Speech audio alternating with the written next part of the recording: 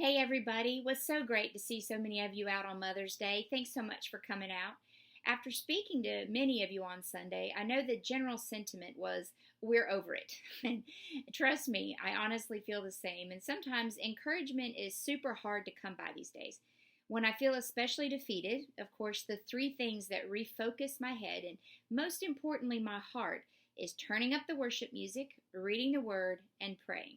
And I'm not trying to hyper Christianize here either, trust me on that. But truly, these three things are the keys to keeping me moving forward and focusing on the positive and beautiful things that are happening all around us during this crisis.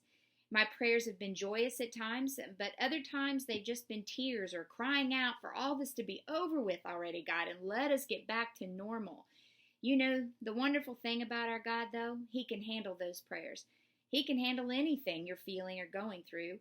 Our job is just to stay close to Him, be in communion with Him, lean and press into Him for strength or joy or contentment, whatever it is that you so desperately need right now, today, and during these difficult days. I was reminded this morning of a Bible study I did several years ago when my life quite unexpectedly went into a tailspin.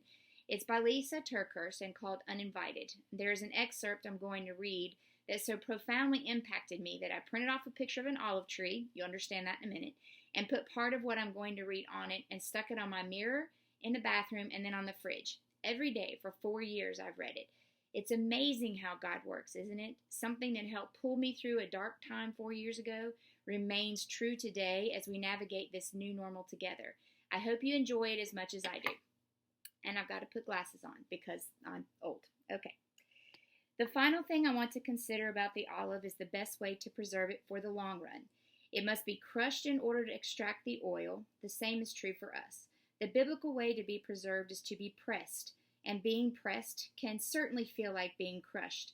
But what about 2 Corinthians 4:8, where it says we are pressed but not crushed? Let's read verses 8 and 9 in the King James Version. We are troubled on every side, yet not distressed. We are perplexed, but not in despair, persecuted, but not forsaken, cast down, but not destroyed. This was one of the biggest aha moments for me while standing in the shadow of the olive tree. Crushing isn't the olive's end. Crushing, rather, is the way of preservation. It's also the way to get what's most valuable, the oil, out of the olive. Keeping this perspective is how we can be troubled on every side, yet not distressed. Pressed to the point of being crushed, but not crushed and destroyed. When the sorrowful winds of the east blow, I forget they are necessary. When I'm being processed, I forget that it's for the sake of ridding me of bitterness.